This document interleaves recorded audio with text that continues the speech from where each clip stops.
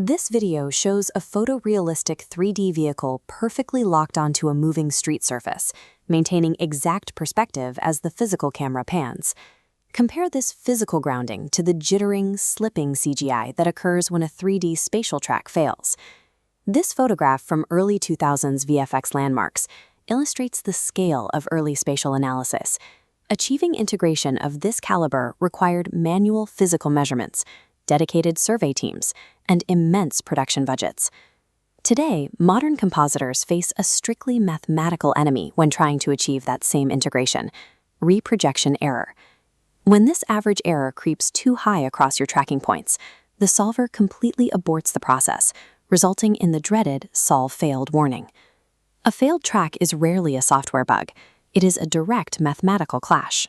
The tracking algorithm assumes a perfect linear projection, while the physical camera you shot on introduces varying levels of optical distortion. This diagram illustrates a 2D pixel grid dynamically projecting lines backward to intersect and form a 3D coordinate space. This is epipolar geometry at work. The entire 3D tracking process in After Effects relies strictly on calculating the parallax between these intersection points over time. Mastering this spatial math requires a specific sequence of operations. You must stabilize physical lens anomalies, employ planar solvers like SynthEyes, and route into the 3D engine. True 3D integration requires moving past default user interface clicks. You must diagnose and correct the underlying geometric failures of the raw footage before the software can accurately solve the camera.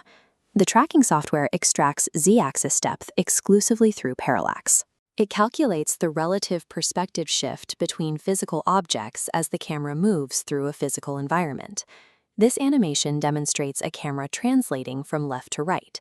Notice how the foreground tracking points are crossing the frame faster than the background points. The solver relies entirely on these points traveling at mathematically different speeds to generate a depth map. If the camera simply rotates on a stationary tripod, a nodal pan, there is zero perspective shift between the foreground and background. The physical movement provides absolutely no depth information to the solver. This interface mockup shows the After Effects Effect Controls panel. For rotational shots, you must manually set the solve method to tripod pan. If you leave the default setting active, the algorithm will endlessly attempt to calculate z-depth that does not exist, causing the solve to fail. Zooming the lens during a shot introduces a different geometric destruction.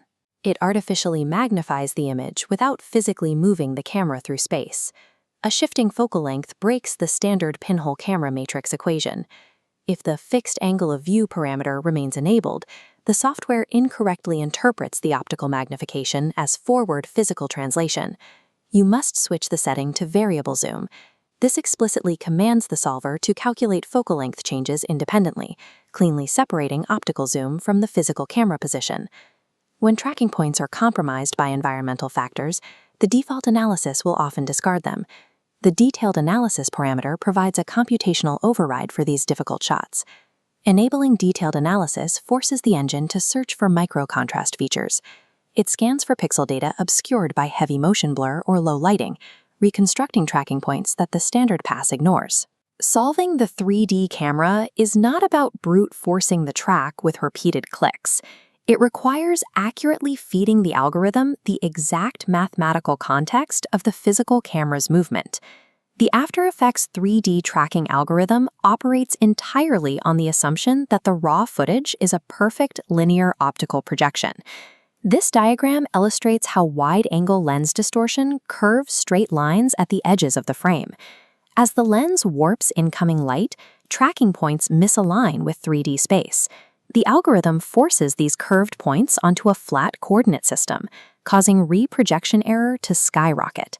To correct this, the industry relies on a strict procedural fix known as the undistort and redistort pipeline. The chronological workflow operates in 3 steps. First, use a lens profile to digitally flatten the raw footage. Next, execute the 3D track on that perfectly linear image. Finally, reapply the exact lens distortion back onto the CGI elements using ST maps so they perfectly match the original plate. The second major optical anomaly involves the physical recording mechanism of modern CMOS sensors, rolling shutter. A fast camera whip pan across a skyline.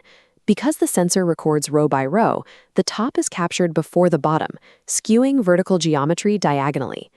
This temporal delay destroys the spatial integrity of a single frame. The tracker analyzes the skewed pixels and calculates conflicting movement vectors. You must use the rolling shutter repair effect, or a dedicated pre-processing node, to computationally stabilize and straighten the pixel geometry before ever running the camera track. A software algorithm cannot accurately track what the physical lens has optically corrupted. Rigorous optical sanitization is a mandatory prerequisite for any professional composite. The native After Effects 3D point tracker has a specific architectural weakness. It cannot automatically filter out occlusion caused by moving foreground elements. When people, vehicles, or moving objects cross the frame, they hijack the static spatial calculations. The tracker latches on to the movement of a passing subject, feeding the solver conflicting trajectories that ruin the background camera solve. Complex occlusions require a shift in methodology. This is where you abandon point tracking and transition to planar tracking via Mocha Pro 2024. This diagram shows a planar tracking algorithm at work. Instead of chasing individual high-contrast pixels, the software anchors to a cohesive, flat surface texture, maintaining the track even as shapes cross directly in front of it. By utilizing rotospline occlusion, you isolate those moving foreground subjects. This explicitly commands the solver to mathematically ignore them and calculate the camera data strictly from the background plane. Once the planar data is clean, Mocha Pro 2024 integrates the feature film-grade Synthesize Core Solver directly inside its interface. This advanced core algorithm processes the sanitized planar data and instantly calculates a highly robust 3D camera solve, entirely bypassing the limitations of the native point tracker. The data is then pushed seamlessly via the USD format back into the After Effects 3D workspace, delivering solved nulls and camera coordinates ready for rendering. Knowing exactly when to abandon native point tracking in favor of planar surface solving is a distinguishing diagnostic skill of a lead VFX artist. With the precise camera coordinates locked, the workflow transitions from mathematical calculation into physical rendering. The advanced 3D renderer serves as the high-performance hub inside After Effects. It allows for the native rendering of GLB and USD models using strictly physically based Adobe standard materials. To physically ground a floating CGI asset into a real scene, you must employ a critical compositing technique, the shadow catcher. The procedure requires placing a solid layer into the composition and perfectly aligning its position and rotation to the mathematically tracked ground plane. This interface mockup illustrates the precise UI configuration required. By accessing the material options on the solid layer, you must set the Accept Shadows property to Only. This specific toggle renders the solid geometry completely invisible. It retains only the dynamic cast shadows from the lights above it, seamlessly anchoring the digital asset to the original physical floor. The final stage of spatial integration relies on manipulating depth perception. This is executed using the in-engine depth of field controls. The renderer accesses the extracted Z-depth data to simulate physically accurate camera blur. The optical blur becomes a direct reflection of the spatial distance calculated by the 3D solver. This footage demonstrates the effect in action. By pick-whipping the focus distance directly to the tracked null object, the digital vehicle remains razor-sharp, while the real-world street fades into heavy optical blur. Increasing the aperture parameter dynamically drives this depth simulation. The digital object is forced to obey the real-world optical physics dictated by the physical camera lens. Camera tracking is an exact mathematical process.